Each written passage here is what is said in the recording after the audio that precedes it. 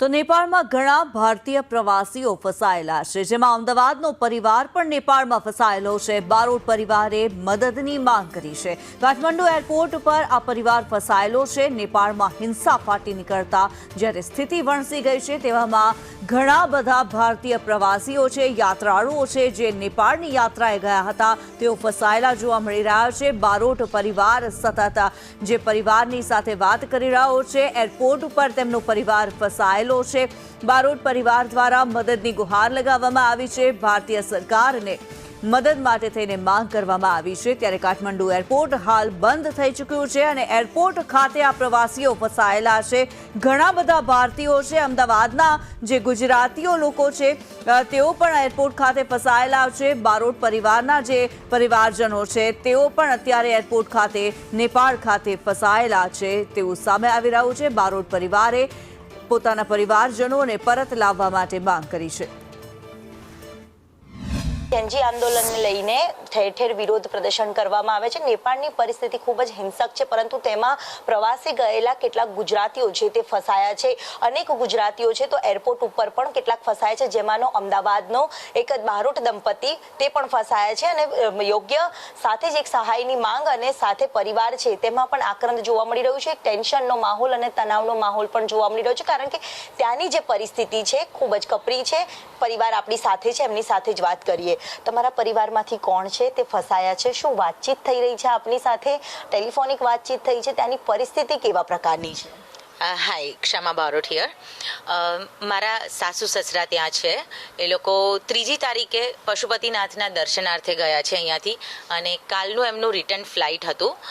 કાલે એ લોકો બસ કાઠમંડુ એરપોર્ટ પર ઇન્ડિયા પાછા આવવા માટે જ્યારે જઈ રહ્યા હતા, ત્યારે એમની બસને ટોળાઓએ ઘેરી લીધી અને એમને એવું કહેવામાં આવ્યું કે બસ ખાલી કરો અથવા તો અમે બસને સળગાવી દઈશું. એટલે હવે આવી પરિસ્થિતિમાં તો ઓબ્વિયસલી એમને ખાલી કરવું જ હિતાવહ લાગ્યું. અને એમની સાથે બીજા 18 જણા છે, જે બધા સિનિયર સિટીઝન છે. એટલે એ લોકો બેગ સાથે 5 થી 7 કિલોમીટર ચાલતા ચાલતા એરપોર્ટ પહોંચ્યા અને મીલ વાઇલ એમના પર ટીયર ગેસ છોડવામાં આવ્યા.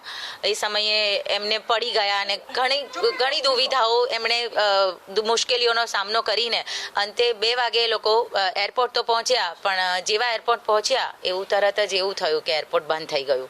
એટલે એ લોકો 2 વાગ્યાથી ત્યાં છે એરપોર્ટ પર, અને હજી સુધી કોઈ સહાય મળી નથી. ગવર્મેન્ટને પહેલાં તો હું એવું કહીશ કે હું કાલે બપોરથી ઇન્ડિયન એમ્બેસી ઇન નેપાલ અને ઇન્ડિયન એમ્બેસી ઇન દિલ્હી બંને જગ્યાએ કદાચ 100થી વધુ મેં ફોન કર્યા હશે, પણ ક્યાંય પણ ફોન ઉચકતા નથી એ લોકો. તો કેવી રીતે એ લોકો સુધી પહોંચવું, કે શું મદદ અમે તમારી પાસેથી એક્સપેક્ટ કરીએ જ્યારે કોઈ ફોન જ ના ઉચકતું હોય તો. અને હવે અપીલ કરીશ કે હવે 24 અવર્સ ઓલરેડી થઈ ગયા છે એમને ત્યાં ફસાય, તો આઈ હોપ કે હવે એ જલ્દી બહાર નીકળશે. અને મોદી સરકાર જ્યારે ઇઝરાયલથી લોકોને પાછા લાવી શકતી હોય, તો નેપાળ તો આપણો નેબર કન્ટ્રી છે. તો હું એવી આશા રાખું છું કે આજે રાત સુધીમાં મારા પેરેન્ટ્સ મારી સાથે હશે. એટલે પરિવાર છે તે પોતાના પરિવારને મળી શકે તે માટેની અપીલ છે તે રાજ્ય સરકાર પાસે પણ કરી રહી છે. તો ક્યારે થશે?